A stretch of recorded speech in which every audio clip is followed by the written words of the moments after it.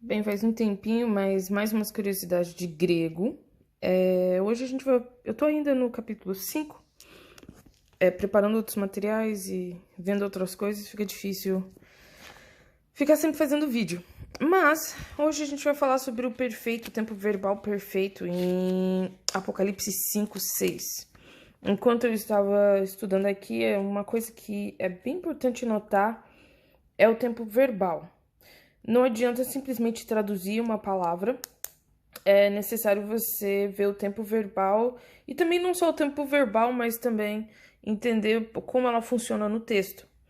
Nesse caso aqui, nós temos duas palavrinhas, e essas duas palavrinhas quer dizer um que está em pé e o outro que quer dizer slaughter, que é morto ou transpassado, creio que é o que diz no português.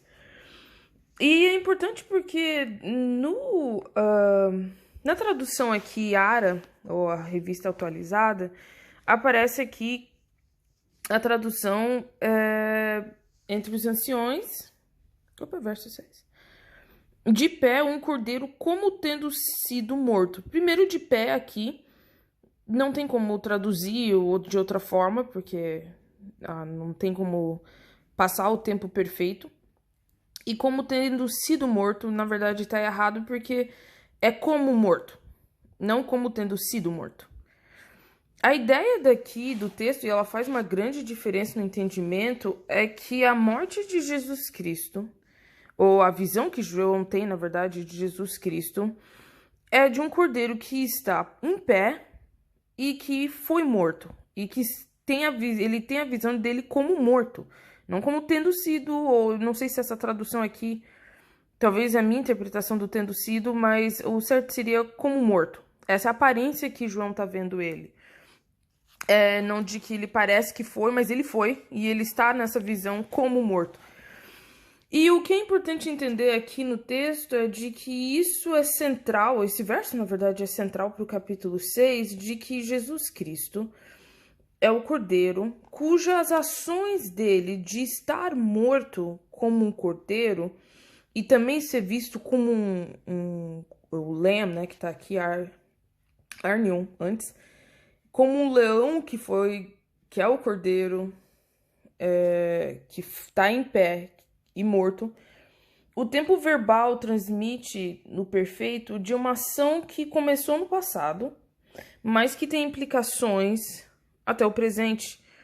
Então, a centralidade desse texto, ou a mensagem principal do capítulo 5, é de que esse leão da tribo de Judá, que foi morto, está em pé. E ele ainda está no céu como morto, a aparência dele é como morto. E é para relembrar de que os efeitos da salvação, da morte de Jesus Cristo, elas ainda permeiam até hoje. Então, aquilo que Jesus conquistou através da sua morte já ainda está, e desde aquela época estava, em efeito. E ele continua construindo um povo para ele. Somente essas duas palavras já transmitem toda essa ideia daqui do texto. E às vezes a gente pode passar despercebido e pensar por que aqui está no meio do trono um cordeiro morto, em pé. E qual é a importância disso? A importância disso é de falar realmente que o leão, que está no verso antes, da tribo de Judá, é o único que pode abrir os selos, é o único que pode executar o que está nos selos.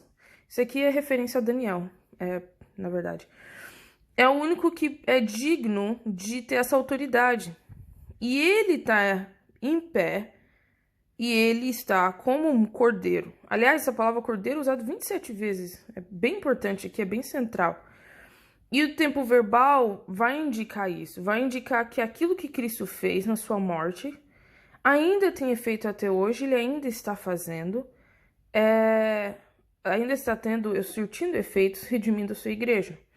Se a gente não traduz isso aqui corretamente, não dá para entender. Parece que Jesus foi morto no passado, acabou. Não, não, não. O tempo verbal está indicando que aquilo que Jesus fez ainda tem efeitos até hoje. E é muito importante entender isso. Por isso que eu sempre gosto de falar dessas curiosidades do grego, porque elas são imprescindíveis para a interpretação do texto correto. Às vezes a gente olha o texto, fica muito na dúvida o que significa e o porquê. Espero que isso aqui tenha ajudado você um pouquinho. E a gente pode depois... Eu vou fazer outros vídeos falando sobre os 7 selos, sobre os outros 7 itens que geralmente tá tudo aqui em 7. O que significa esse leão de tribo de Judá e assim por diante. Espero que tenha gostado.